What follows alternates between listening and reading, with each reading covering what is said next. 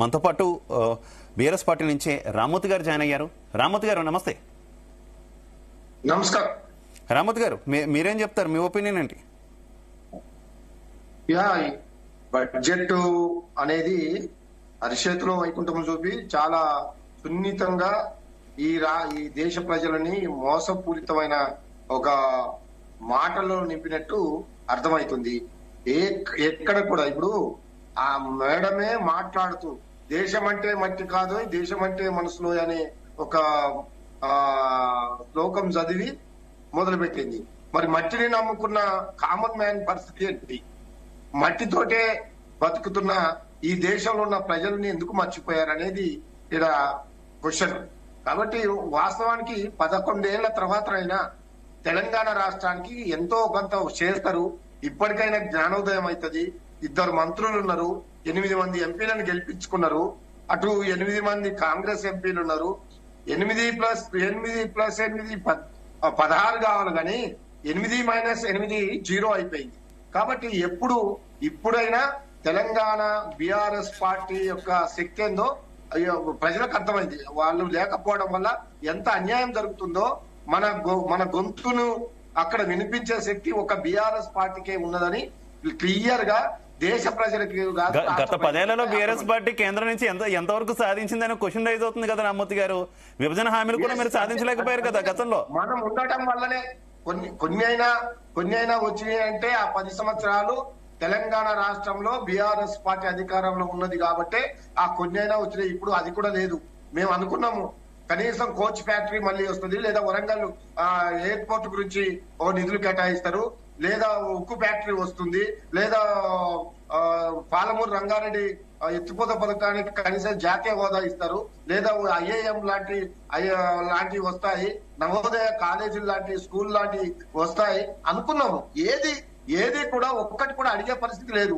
అక్కడికి పోయి వాళ్లకు చెప్పులు మోయడానికి బీజేపీ ఎంపీలు పనిచేస్తున్నారు తప్ప, వాళ్ళకు లాలూచి చేయడానికి పనిచేస్తున్నారు తప్ప, తెలంగాణ అభివృద్ధి కోసం కానీ తెలంగాణ ప్రజల మనోభావాలని గెలిపించడంలో, ఆర్థికంగా ఈ రాష్ట్రాన్ని బలోపేతం చేయడంలో ఈ ఎంపీలు పని చేయడం లేదని చాలా క్లియర్ గా వాళ్ళ పార్టీని పెంచుకోవడానికి, వాళ్ళు పదవులు తెచ్చుకోవడానికి, తద్వారా తెలంగాణ రాష్ట్రం పేరు చెప్పుకోవడానికి మాత్రమే వీళ్ళకు పదవులు అనుభవిస్తున్నారు తప్ప తెలంగాణ అభివృద్ధి కోసం కాదని ఇప్పటికైనా అర్థం చేసుకోవాలి. అందుకనే ఎన్ని రకాలుగా ఆలోచించాం. నిజంగా అనుకున్నాము ఏదో ఒకటి మంచి ఈ రాష్ట్రం నుండి ఇంతగానం మనం ట్యాక్స్ల రూపంలో ఇస్తున్నాం కదా, పన్నుల రూపంలో ఇస్తున్నాం కదా, ఈ రాష్ట్రానికి ఏదైనా వస్తుందని అనుకున్నాం. కానీ ఇప్పటికి కూడా అదే మొండిసై, అదే ధోరణి, అదే సవితి తల్లి ప్రేమ చూపెట్టడం ఇది చాలా దుర్మార్గం.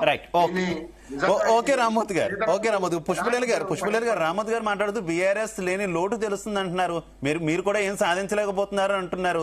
ఏంటి రాష్ట్రానికి సంబంధించినటువంటి కేటాయింపుల విషయంలో ఏం చెప్తారు? అటు కేంద్ర మంత్రి కిషన్ రెడ్డి కూడా ఒక కామెంట్ చేశారు కదా, ఇది రాష్ట్ర బడ్జెట్ కాదు, కేంద్ర బడ్జెట్, జాతీయ బడ్జెట్. అమలు చేసే ప్రతి పథకంలో కూడా సమానమైనటువంటి న్యాయంలో తెలంగాణకు కూడా అన్ని వర్తిస్తాయి అంటూ కూడా స్పష్టం చేసినటువంటి సిచ్యువేషన్ కదా. ఏంటి ఇద్దరికి ఏం చెప్తారు? మ్యూట్ లో ఉన్నారు పుష్పలేలు గారు, అన్మ్యూట్ చేయాలి. కిషన్ రెడ్డి గారు అసలు మంత్రి అని ఎవరికైనా తెలుసా అండి? కేంద్ర మంత్రి అని ఎవరికైనా గుర్తుందా అండి? ఈ రాష్ట్రంలో ఎవరైనా ఆయనను కేంద్ర మంత్రి గుర్తిస్తారండి?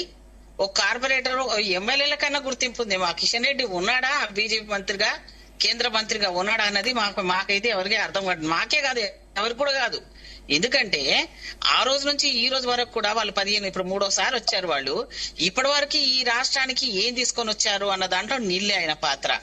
అంతకు ముందనే పాపం దత్తాత్రేయ గారు ఉండే పెద్ద ఆయన ఉన్నాడు, కనీసం ఏదో ఒక తపన పడేవారు. కానీ ఈ కిషన్ రెడ్డి గారికి ఒక మంత్రి పదవి వేస్ట్. ఈయనకి ఇచ్చే బదులు ఇంకెవరికైనా వాళ్ళ పార్టీలోనే ఉన్న వాళ్ళు ఎవరైనా ఉన్నారు కదా, వాళ్ళకి ఆ జీలోనే ఉంది డెవలప్మెంట్ కోసం పనిచేద్దామని.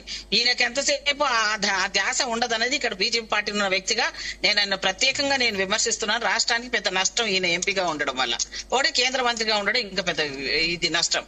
ఇది నేను చెప్పేది ఏంటంటే, జాతీయత రాష్ట్రాలకు ఏమొస్తున్నా అంటే, జాతీయ బడ్జెట్ అంటే ఏది ఎలక్షన్ కోసమో, బీహార్ కోసమో, ఒరిస్సా కోసమో దానికోసం చేసుకున్న బడ్జెట్ అని ఆయన మనకు చెప్తున్నాడా? ఇంకా ఆయనకున్నది మనకు ఎవరు తెలియదు అన్న సో నేనేమంటున్నానంటే ఎలక్షన్ కోసమనే జరిగే బీజేపీ వాళ్ళు చేసిన స్టంట్ లాగా కనబడుతుందని నేను చెప్తున్న దానికి వాళ్ళు నిదర్శనాలు ఈ అలొకేషన్. వాళ్ళు ఎన్ని రోజులు లేని ప్రేమ ఈ బీహార్ కి ఇప్పుడు ఎందుకు ఇప్పించారు, ఇంకా ఒరిస్సాలో ఇంకేదో ఇచ్చారు. మరి ఇంతవరకు కూడా రైల్వేస్ నే ప్రైవేటీకరణ చేశారు, దాన్ని ఉద్ధరిద్దామని లేదు. మరి యూత్ కు సంబంధించినది ఏమి చేద్దామని లేదు. 70% మనం ఈ రోజు నిజంగా కూడా ప్రపంచాన్ని మనకేమీ అవసరం లేదండి. ఈ ప్రపంచ వ్యవస్థ పోటీ పడే దాంట్లో మనకు డాలర్ అవసరం లేదు, క్రూడ్ ఆయిల్ అవసరం లేదు. మనకున్న దాంతో ఈ వ్యవసాయ రంగం మీద ఉన్న దాన్ని మనం ఎంతో ఉత్పత్తి తీసుకొని పోతే మనమే ప్రపంచానికే అన్నం పెట్టేటోళ్ళం అవుతాం. దీని మీద కాన్సన్ట్రేషన్ మోడీకి అసలు లేనే లేదు. ఎంతసేపు విమానం ఎక్కుదామా, విమానం ఎక్కిద్దామా, ఎయిర్పోర్ట్ లో అదానికి ఇద్దామా, అంబానీకి ఇద్దామా, ఆ డబ్బులు తీసుకొని పోయి తను ఎంజాయ్ చేద్దామా. ఎక్కడైనా కూడా మధ్యతరగతి వాళ్ళు ఎంతమంది అండి ఫ్లైట్ ఎక్కుతారు? ఈ రోజు రైల్వేస్ ని మొత్తం ప్రైవేటీకరణ చేసేసాడు. FDIలు తీసుకొస్తానంటున్నది ఆవిడ, దానికి ఫెసిలిటీ కల్పిస్తానంటుంది. దాని వల్ల నష్టం ఎంత ఉండదని కూడా ఒక కోణంలో ఆలోచించాలి కదా. మరి ఈ రోజు మనం ఏది గ్యారంటీ లేని విధంగా ఈ 2 సార్లు చూసాం, మనం ఏమీ రాలేదు. FDIలు అసలు మొదట ఎవరి హయాంలో వచ్చాయి పుష్పలీల గారు? FDIలు అసలు మొదట ఎవరి హయాంలో వచ్చాయి? ఎవరు వచ్చినా దాన్ని సమంజసంగా చేశాం, ఇంత దౌర్జన్యంగా అయితే చేయలేదు. అప్పుడు పెట్టింది ప్రజలకు తెలిసి చేశాం మేము. ఇప్పుడు వీళ్ళు చేసింది ఏం చేస్తున్నారు? గతంలో బడ్జెట్ మరి 10 సంవత్సరాల బడ్జెట్ ఉంది, దాంట్లో అదే మంత్రి గారిని అడగాలి. ఆర్థిక మంత్రి ఏమి కేటాయించింది, ఏవి ఎగ్జిక్యూటివ్ అయినాయి, అందులో ఏవి పని చేస్తున్నాయి సక్సెస్ఫుల్ గా, ఇంతవరకు ఏమైనా ఉందా అండి? అది పేపర్ మీద బడ్జెట్ ఆమె చెప్పుకొని ఏదో స్వీట్లు పెరుగులు, రాష్ట్రపతి గారి పెరుగు స్వీట్లు తినిపిస్తే ఏదో పెద్ద ప్రపంచంలో ఘనత సాధించినట్టు.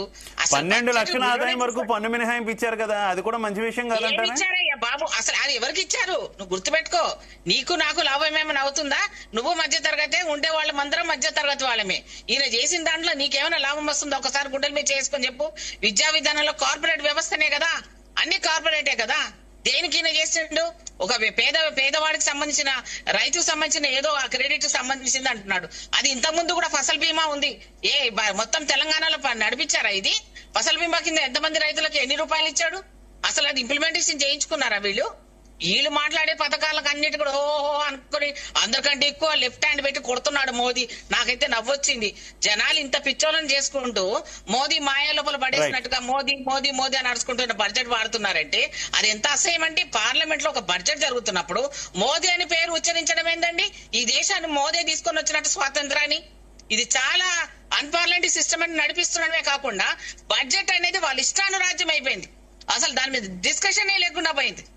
ఎవరు మాట్లాడుతున్నారు, ఏం చేస్తున్నారు? మధ్యతరగతికి ఉన్నది ఇన్నాళ్ళు ఎందుకు కనపడలేదు నీకు? మధ్యతరగతి వాళ్ళకు 12 లక్షలు ఇచ్చావనుకో, 12 ఎందుకు ఇస్తావు? 15 ఇవ్వు. అప్పసప్ప చేసుకొని కష్టపడతారు. వాళ్ళకి ఇచ్చేది ఎంత? నువ్వు ఇచ్చే డబ్బుల్లో